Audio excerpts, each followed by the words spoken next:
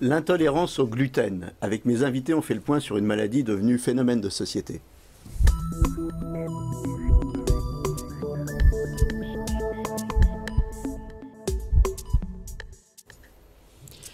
Alors, docteur William Bérébi, bonjour. Alors, vous êtes gastro-entérologue, vous êtes l'auteur de ce pavé qui s'appelle Diagnostic et thérapeutique, guide pratique du symptôme à la prescription. Alors, ça, c'est pour les patients, c'est pour les professionnels?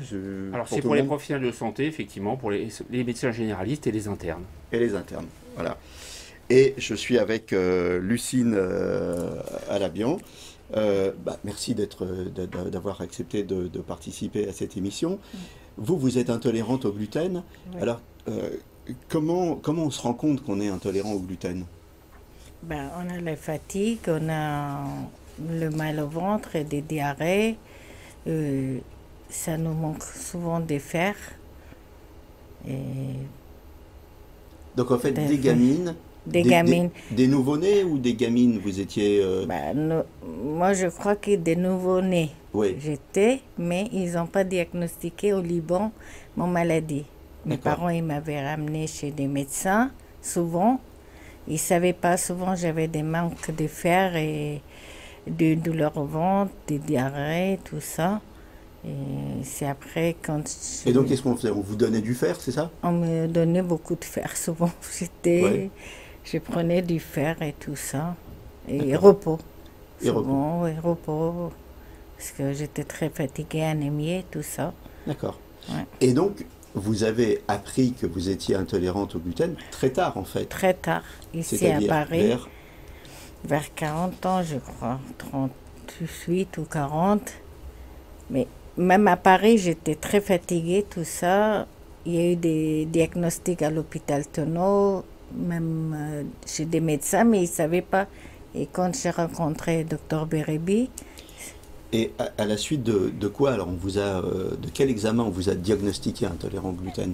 Par Qu'est-ce qui a fait qu'on a été fibroscopie. sûr que Fibroscopie. vous étiez... Fibroscopie. Oui, D'accord. par fibroscopie. Et c'est Dr Bérébi qui l'avait trouvé, comme quoi j'avais des maladies sans gluten. D'accord. Et alors, c'est quoi la vie d'un intolérant au gluten? Qu'est-ce que vous avez le droit de manger? Qu'est-ce que vous n'avez pas On le ne droit doit de pas manger? manger la farine, le pâte, il faut pas. Il faut que je mange les farines à base de riz, à base de maïs. J'achète souvent chez Bio. Uh-huh. Alors, qu'est-ce qui se passe si vous faites une petite incartade? Vous en faites d'abord des Je incartades? fais de temps en temps, ça m'arrive. Je Vous en ne faites? vais pas mentir. Vous êtes grande? Ouais, un petit peu, mais bon, Ouais. j'essaie de faire attention aussi. J'ai Bon. des diarrhées, des douleurs au Mais ventre. immédiatement ou il faut faire quand même une grosse incartade? Peut-être 15 minutes après. Ah oui, donc quand même, oui. Non, c'est Oui, vrai. très très rapidement. C'est vrai, où j'ai des douleurs au ventre, souvent. D'accord. Bon, Ouais. donc il ne faut plus faire l'incartade, ça c'est clair. Ça Alors, va. comment vous les trouvez, vos produits aujourd'hui? Donc vous allez dans les J'achète magasins au Bio. bio? Oui, au Bio Génération. J'achète les produits, tout ce qui est sans gluten. C'est facile à trouver aujourd'hui, les produits sans Aujourd'hui, gluten? oui, c'est plus Ouais. facile qu'avant, dans le temps. Oui, parce qu'avant, on n'en parlait pas Non. de cette maladie. Donc avant, d'abord, si j'ai bien compris, vous ne saviez pas que vous étiez intolérante au gluten. Non, je savais Et deux, on ne parlait pas de cette maladie. Grâce à Dr Bérébi. Donc c'était compliqué quand même la vie avant. C'était compliqué. Souvent, j'étais fatiguée. J'avais des douleurs abdominales qui, parfois, je ne pouvais pas... J'étais trop mal. Et souvent, j'allais plusieurs fois aux toilettes, excusez-moi. Moi, des diarrhées, tout ça. La vie sociale, c'est compliqué quand on est intolérant au gluten. On ne peut pas aller dans tous les restaurants. Comment on fait C'est un peu compliqué, mais après, j'essaie d'éviter... Quand je vais au restaurant, j'essaie de manger des choses qui ça va me convenir. Et je ne sais pas prendre le pain ou s'il y a des pâtes et tout ça. J'évite tout ça. Vous êtes d'une culture du Sud, hein, vous avez vécu au Au Liban, vous faites partie de la communauté Je suis née au arménienne. Liban. Voilà, la nourriture, Oui. c'est important hein, dans la culture du Sud. Ouais. Alors comment vous débrouillez chez vous quand vous faites la cuisine? Tout le monde mange sans gluten maintenant? Plupart, parfois, je fais sans gluten, parfois, je fais avec gluten, mais pour moi, je fais à part, toujours. D'accord. Quand je fais un gâteau, admettons, je dois faire avec gluten pour eux, et moi, je fais à part sans gluten, mes gâteaux. En fait, dans la cuisine méditerranéenne, à part le pain et les gâteaux, sinon tout le reste, ça pose pas de problème. Il n'y a pas de Non, ça gluten. ne pose pas de problème. Non, non. Il n'y a pas de gluten normalement, mais ça dépend. Après, il y a certains trucs, oui. Par exemple, alors qu'est-ce que... Je ne me rappelle pas. Le farine plutôt, les pâtes, mais après, il y a le bol rose, c'est des gluten. Et bon, parfois j'ai fait des écarts parce que j'ai mis un... Je trouve pas son gluten, bol rose. Eh ben voilà. Il faut Donc, qu'il fabrique un son appel est gluten. lancé aux industriels, faites du boulgour sans gluten. Ouais. Alors je me tourne vers vous, docteur Bérébi. L'intolérance au gluten, donc c'est aussi ce qu'on appelle une maladie cœliaque. Alors qu'est-ce que c'est? Oui, ce sont des synonymes, maladie cœliaque, intolérance au gluten. Donc en fait, c'est une réaction auto-immune, mais d'hypersensibilité retardée, qui entraîne une atteinte intestinale. Alors, On reprend. Auto-immune, hypersensibilité retardée. Auto-immune, c'est l'organisme qui... C'est le système immunitaire qui s'emballe, c'est ça? Alors, tout le monde ne fait pas une maladie cœliaque, tout le monde mange du gluten ou quasiment, mais seule une partie des gens vont développer la maladie. Et pour cela, il faut une susceptibilité génétique, HLA DQ2 ou DQ8, ou les deux, qui va faire que la gliadine va entraîner une inflammation, puis, après une réaction enzymatique, puis une atrophie villositaire. La gliadine, dans le gluten. exactement, c'est l'une des protéines du gluten, c'est celle qui est toxique en fait, et qui va entraîner la réaction inflammatoire médiée par une susceptibilité génétique particulière.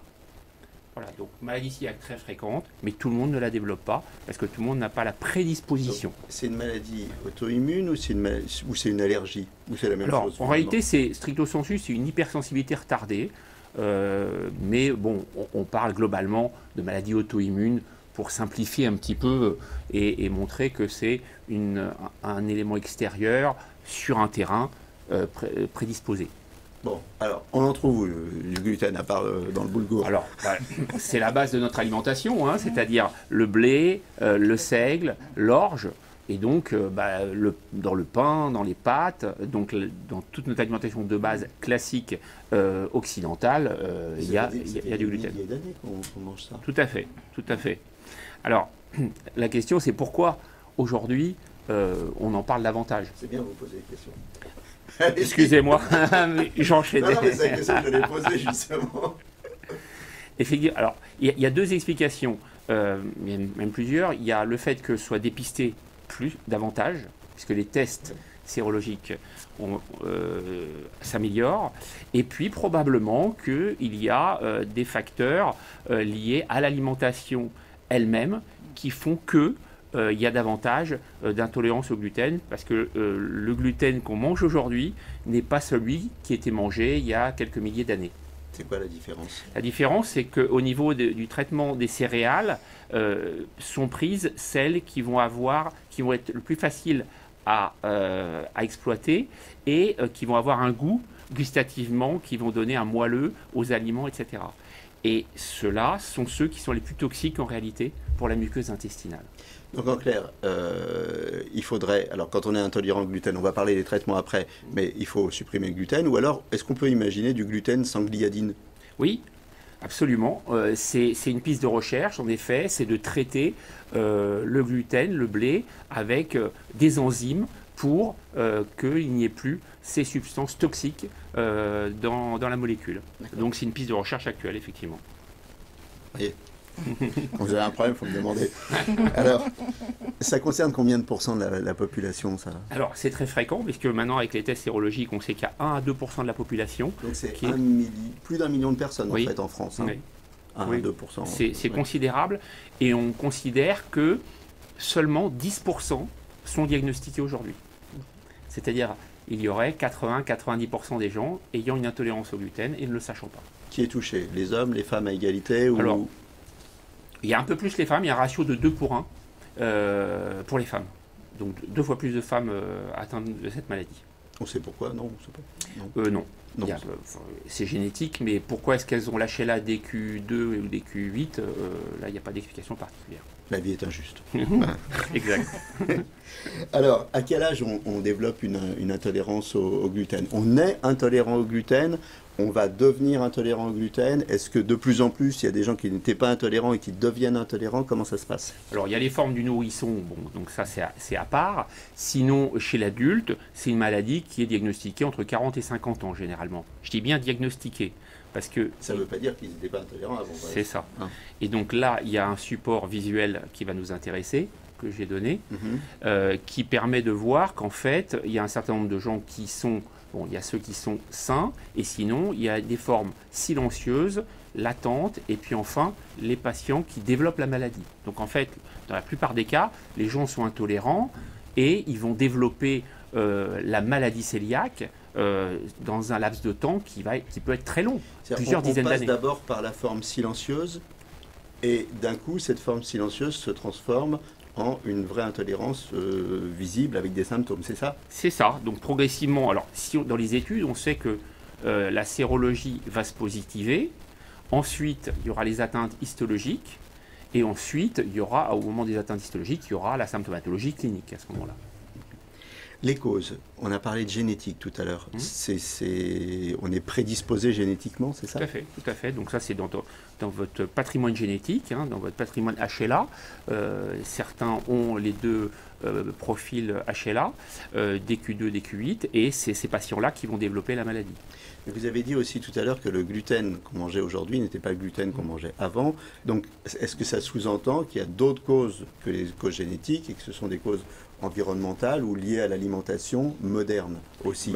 C'est lié au traitement différent du blé par rapport à ce qui se faisait avant. Donc, la sélection des produits du blé a fait que ceux qui sont consommés aujourd'hui et qui sont présents dans l'alimentation, ça c'est extrêmement important de le comprendre, sont plus toxiques que ceux qui auraient été exploités il y a plusieurs milliers d'années. Donc effectivement, ça explique aussi pourquoi il y a plus de maladies cœliaques aujourd'hui. Les symptômes qui doivent nous alerter. Alors, il y a des symptômes digestifs et non digestifs, si j'ai bien compris. C'est ça. Donc, alors au niveau digestif, il faut être très vigilant parce qu'en fait, la plupart du temps, ce sont des formes atypiques, des formes frustres, avec des douleurs abdominales ou des troubles du transit. D'ailleurs, ça peut être de la constipation ou de la diarrhée. Et il peut y avoir aussi comme mode de révélation, qui est à connaître, c'est une élévation isolée des transaminases. Alors, le temps est passé très très vite, on arrive quasiment au terme de cette émission. Pour les gens qui ne sont pas des réels intolérants au gluten, est-ce que ça pose un problème de manger sans gluten? Alors, pas vraiment. Donc, le traitement, c'est le régime sans gluten strict, à vie, pour éviter le développement de certaines complications, notamment de certains cancers de l'intestin grêle. Maintenant, on sait aussi qu'il y a des gens qui ne sont pas intolérants, qui n'ont pas la maladie, mais qui sont améliorés par un régime sans gluten. C'est ce qu'on appelle les gens hypersensibles au gluten. Aujourd'hui, alors vous vivez sans gluten, ça va bien aujourd'hui? Ça va bien, très bien. Ça va bien? Depuis que, ouais. Bon, alors, très, très plus bien. d'incartade, on est d'accord. Oh, de temps en temps, ça fait du bien. De temps en temps, ça fait du bien, ça fait partie de la vie. Je vous remercie tous les deux d'être venus et je rappelle donc votre ouvrage. Voilà, à très bientôt dans Capital Santé. Merci.